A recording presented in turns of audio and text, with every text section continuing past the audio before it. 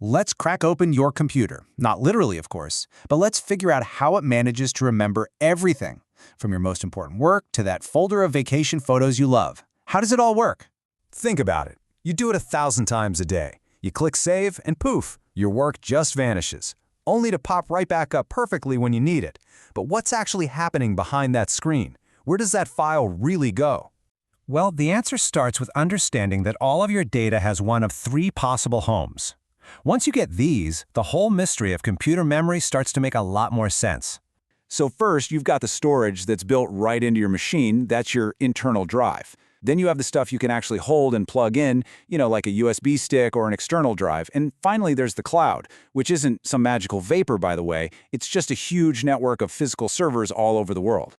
Okay, this next part is super important. Your computer has a temporary workspace called RAM.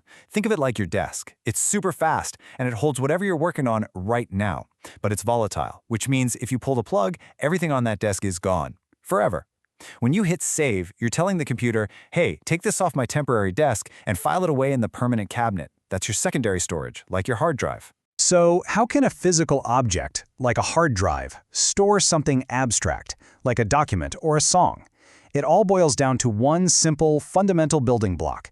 You could almost call it the digital atom. It's called a bit, and the idea is just genius in its simplicity. A bit is basically a tiny switch. It can either be off or it can be on. A 0 or a 1. That's it. And from that simple two-way choice, every single photo, video, and document you've ever saved is built.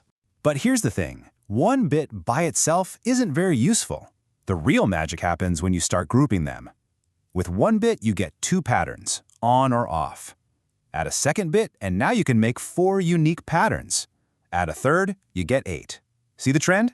Every single bit you add doubles the number of possible combinations.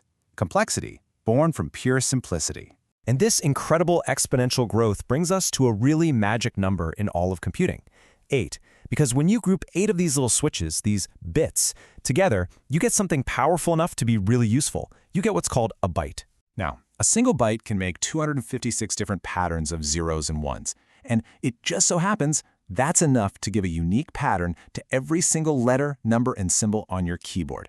And just like that, text is born from a bunch of simple on-off switches. Okay, so if 1 byte equals 1 character, how in the world do we get from a single letter to the gigantic files we use every day? Well, that's where the language of storage comes in.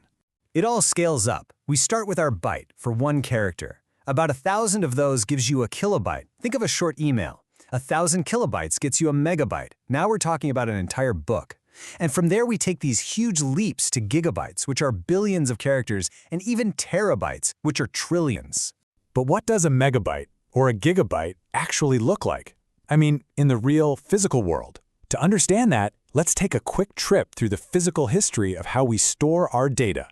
Over the years, we've basically come up with 3 really clever ways to store all these bits.